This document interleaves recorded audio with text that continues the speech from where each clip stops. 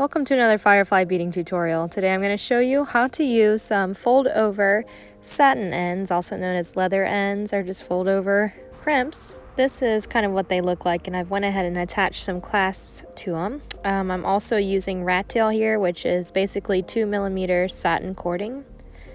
Each prong, or each little piece has a prong on it that you can kind of see right here. It's like a little tiny tooth. Some have one, some have two.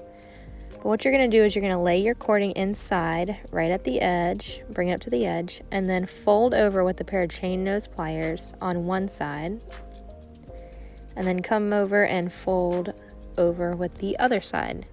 The little tooth or the two teeth that are in there should hold your cording in place without any glue. Then you go to the other side and you're going to do the exact same thing, folding over one side and then folding over the next. And push kind of tight, and you can see that tooth holding in there.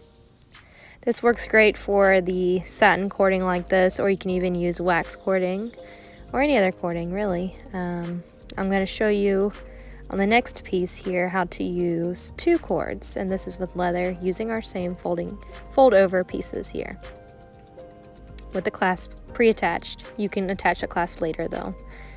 So I'm going to be making a bracelet here, and I'm going to start by lining up my two ends of leather here. This is 2mm leather, and I'm going to line them up inside of my fold over here. And while pinching tightly, I'm going to gently start to fold over one side. And I'm going to pinch this side down pretty good and then go over to the next side and start to fold that over.